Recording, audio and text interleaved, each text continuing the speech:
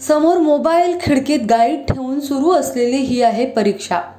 विशेष म्हणजे ही एखादी खेडेगावातली शाळा नाहीये, तर इंजिनिअरिंग कॉलेज आहे आणि हे भावी इंजिनियर समोर मोबाईल खिडकीत पुस्तकं ठेवून परीक्षा देत आहेत। शिक्षकांसमोरच बिनधास्तपणे खुलेआम ही कॉपी सुरू आहे आणि त्याहून धक्कादायक बाब म्हणजे हा कॉपीचा प्रकार ज्या व्यक्तीने समोर आणलाय त्या प्राचार्यावरच कारवाई करण्यात आली आहे। परळीत नागनाथप्पा अभियांत्रिकी महाविद्यालयात हा प्रकार घडलाय। हे महाविद्यालय डॉक्टर बाबासाहेब आंबेडकर मराठवाडा विद्यापीठाशी संलग्न आहे। विद्यापीठाच्या अभियांत्रिकीच्या परीक्षांना 12 डिसेंबर पासून सुरुवात झाली। परीक्षेसाठी प्राचार्य दशरथ रोडे यांची 13 डिसेंबर रोजी सहकेंद्र प्रमुख म्हणून परीक्षा विभागाने नियुक्ती केली।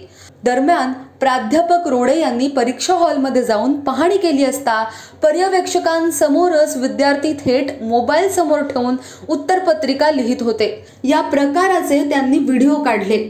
परीक्षार्थींचे मोबाईल जप्त केले आणि सर्व मोबाईल एका ठिकाणी ठेवले।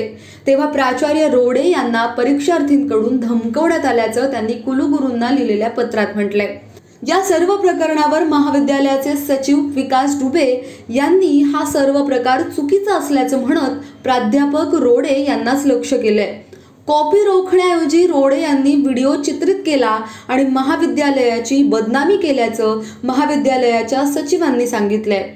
जो वर्तमानपत्रात बातमी आलेली आणि एक जो टीव्हीच्या चॅनलवर जो व्हिडिओ व्हायरल होत आहे इंजिनिअरिंग कॉलेजच्या संदर्भात, ते पाहून मला सुद्धा आश्चर्य वाटलेलं आहे। श्री दशरथ रोडे यांची नियुक्ती युनिव्हर्सिटीने केलेली आहे। परीक्षा सुरळीत व्हाव्या म्हणून त्यांना तिथं पर्यवेक्षक नेमलेला आहे। परंतु परीक्षा सुरळीत व्हावी, विद्यार्थ्यांनी कॉपी करू नये, होऊ देऊ नये, हे काम दशरथ रोडे यांचं आहे। परंतु ते न करता तो व्हिडिओ व्हायरल करून कॉलेजची बदनामी केली आहे।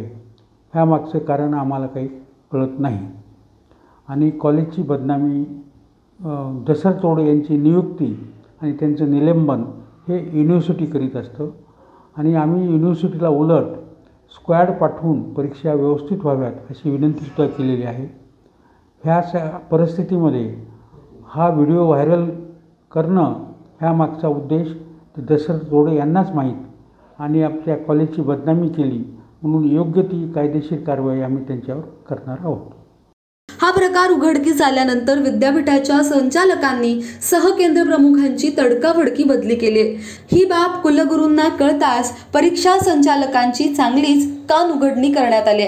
हा प्रकार उघडकीस आल्यावर विद्यापीठाच्या संचालकांनी सहकेंद्र प्रमुखांची तडकाफडकी बदली केली आहे। ही बाब कुलगुरूंना कळताच परीक्षा संचालकांची कान उघडणी करण्यात आली आहे। पण आता हा प्रकार उघडकीस आणणाऱ्या केंद्र प्रमुखांची तडकाफडकी बदली का केली गेली?